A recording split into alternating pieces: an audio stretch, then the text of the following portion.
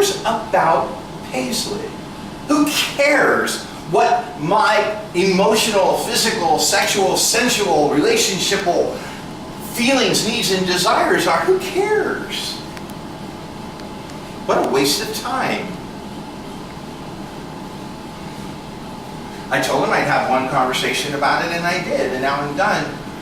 Straight down the hall to the left. Oh, you're getting in a more comfortable chair, I'm sorry. Yeah. Yeah, they look really cool, but they're miserable. Notice I'm standing. I'm in the most comfortable seat of the house. That was kind of a surreal joke that didn't work. Gosh, tough group. Who cares about Paisley when people are dying? If your actual agenda is to lead people to Christ so they can spend eternity with God, so that when they expire, they're safe in the arms of God forevermore. Who cares about anything else? But walk up to any person in America today and say, so what's important to Christians?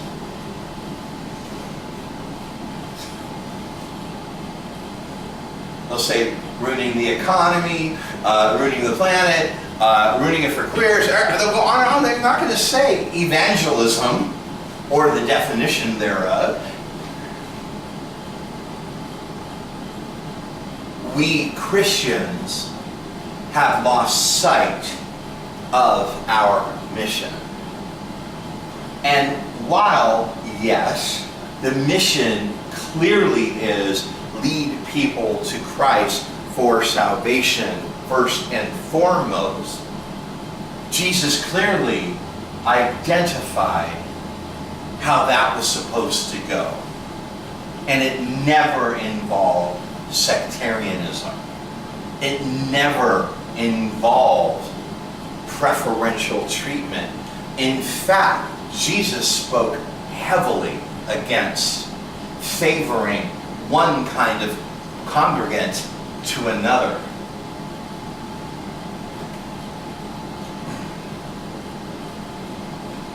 The person I deal with directly at the church loves me and was nothing but loving in the midst of a terrible conversation.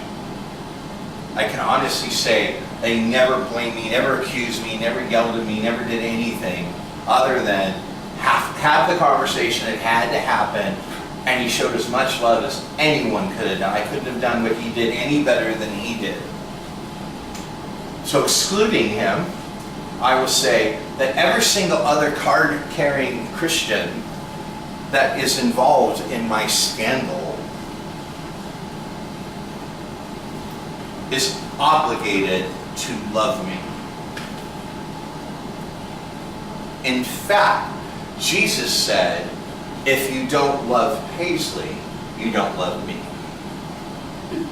That's what he said. Read it. Read it. It's as clear as day.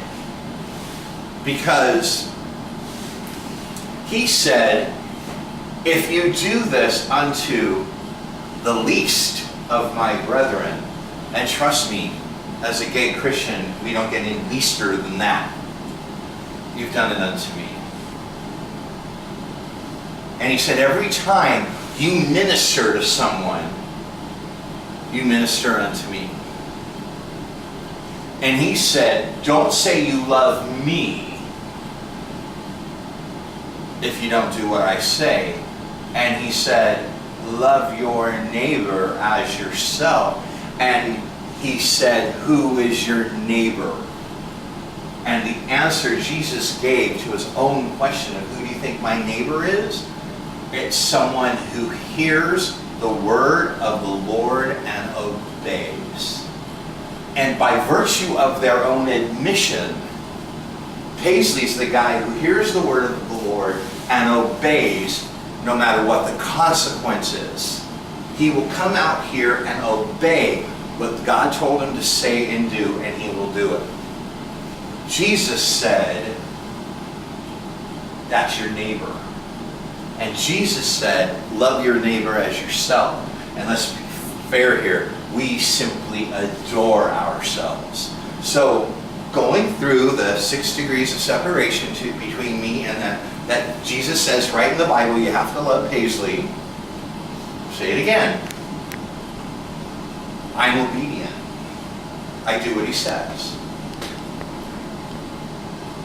He says people have to love people like me if they want to do what he says. And he says, don't tell me you love me if you don't do what I say. And what I told you is love your neighbor as yourself. And who's your neighbor? Well, people like Paisley. They're your neighbor. Who else is your neighbor? Everybody else, right? Right? It's not just me. He didn't say just love Paisley.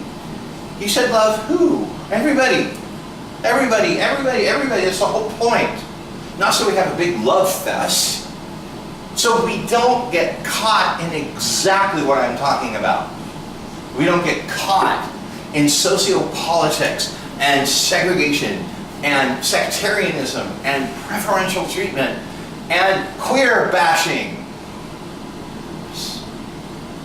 They're all able to go home and talk about me over supper. And that's not called gossip. That's not gossiping. Not a single person would say, don't talk about this, it's gossip. Not one person would offer that. Because queers are not humans in their eyes. You say whatever you want about your dog. Forgive me, you can say anything you want about the illegal aliens, especially the ones you hire. Be careful of this. This is the truth. We actually don't realize how many groups of people we trample on in our speech and dialogue and lifestyle and opinions and feelings. But in this instance, obviously they're all going to talk about me. Why is that not gossip? And why am I bringing it up? Well, because my Bible, it's just mine, says gossip is a sin. And it says it more often. Gossip is addressed more often in the Bible, in the New Testament, than homosexuality is addressed in the Old and New Testament put together times 10. That's all. What people say is addressed far more than what people do in the Bible in general. But we're non-humans. They say whatever they want. But I'm tough, right? I'm strong. I'm so full of myself, this will actually roll off my back. What about the 14-year-old boy that can't talk about it with anybody that goes to that church? Has no one to talk to, no one to tell that he has these feelings and desires and dreams. And he watches what happens when royalty is brought down because of sin and scandal in his midst. What if his dad owns a gun? And what if he knows where it's at? What if it's not locked up? What if it's loaded? Who does this? Who kills themselves? What teenagers who are gay that are in Christian homes kill themselves? The ones who have no one to talk to, the ones who know they'll be kicked out of their home, if not worse, and the ones who see where the only safe haven they have, their church, how these people treat people when they find out.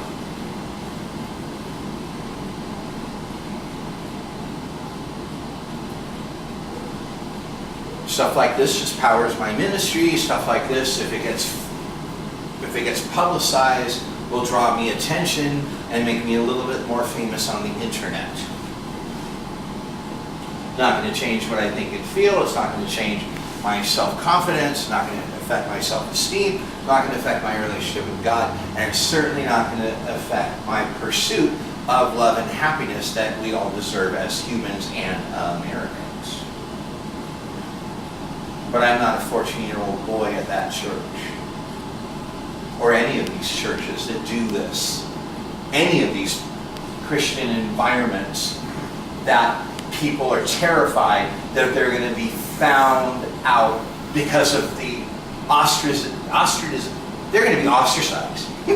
Because they're going to be ostracized because of what's going to come down on these people.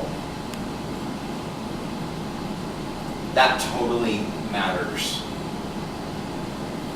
That matters more than anything someone waving a Bible thinks, feels, and believes, right or wrong. It matters more. You don't wait for divine instruction to save a life, ever. I ask everyone who hears this, who sees this in TV land, to pray for this circumstance, but it's just a drop in the bucket. This is happening in every conservative church in America, every Christian home in America. Everybody's facing this. If your kid's not gay, their friend is. It's everywhere. It's everywhere. The person I was talking to had 5 kids. I said, I don't know how to tell you this. I don't know how to tell you this. Out of 5 kids, I'm going to get a call from you in the next 10 years for advice.